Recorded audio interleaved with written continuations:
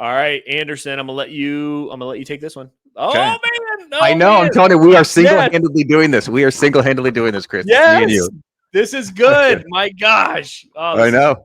gold. This is Uh, back to my earlier point. I'm going to mention it. This is what sets you apart when you're look. I'm not gonna dive into it. I know Mike's like I've heard it 19 times already during this podcast. Check back to our question of the week. This is exactly the reason that question speaks to. So check back to that and you'll see what I mean. yeah.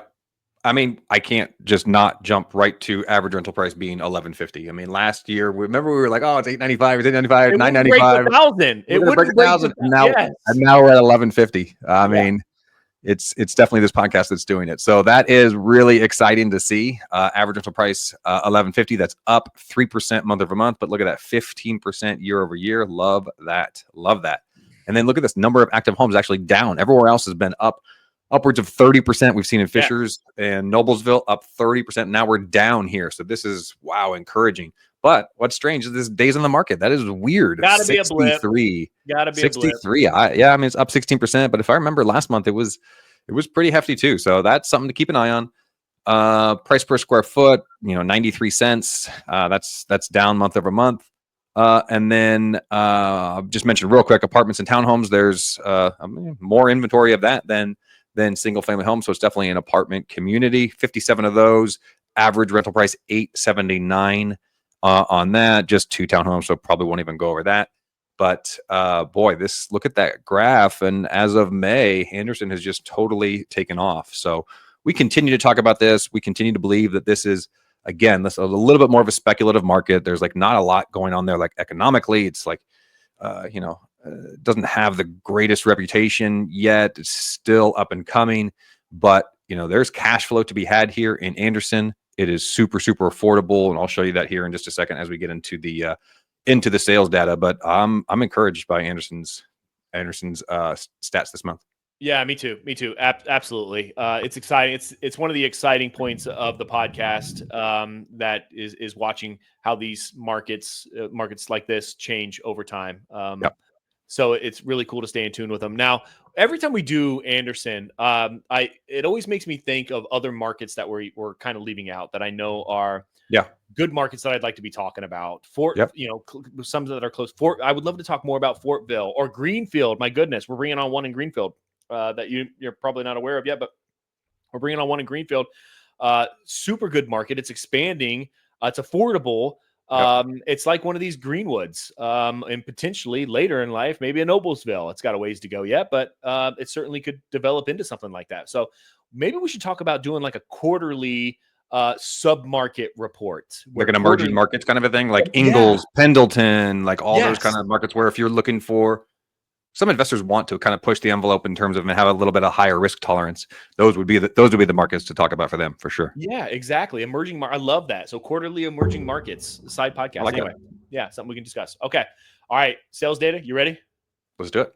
Okay. Sales data for Anderson. Man, look at that. They broke. I don't think it was over 200,000 last month. So average sales price can't be 6% higher month over month. Yeah, there's no way. I didn't review the numbers for last month, but I got to start there. Average sales price over $200,000. So that's up 6% month over month, up 9% year over year. Get in while you still can. Get in while you can, because there's no way that this doesn't bleed over. Everywhere else we talked about, I mean, I don't know how many people are listening to this from out of state and understand where Anderson is in terms of geographically, but if you look at the other markets that we do, Fishers, Noblesville, they basically surround this area, and it's like almost half the price. So I mean, if you don't believe that's going to bleed over into Anderson just because of price alone, I don't know. Anyway, the question there is how long it takes. So you track these numbers to see if it's happening now or if it's happening next month. Yeah. Exactly.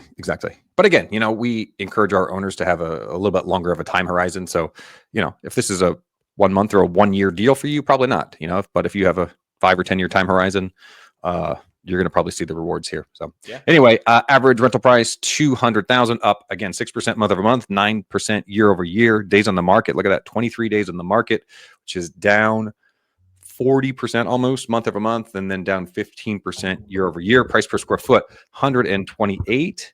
Number of homes sold actually down. So there's 80, that's down 8% month over month, and then call it 5% year over year. And man, I don't know what happened in May. People started tuning into the podcast, but it's same thing with rental rates, but it just took off, both rental and sales, and it's like off to the races, it seems. So we'll keep an eye on that and see how that goes. But that graph is exciting. That is an exciting graph. And then last but not least, number of homes sold there on the bottom right, just again puts like a giant exclamation point on how affordable that market is. Like 0 to 200, it's kind of fuzzy there. 589, I think, is what that says. You literally cannot spend more than $500,000 in Anderson. Definitely would not suggest it. But under $200,000 is where you want to be in the Anderson market. So super, super affordable. Again, a little speculative, but so affordable. Yeah. There's nothing else I can add there other than this is the only other market that we've seen a year over year return on just appreciation alone that's tracking the S&P. So, yep.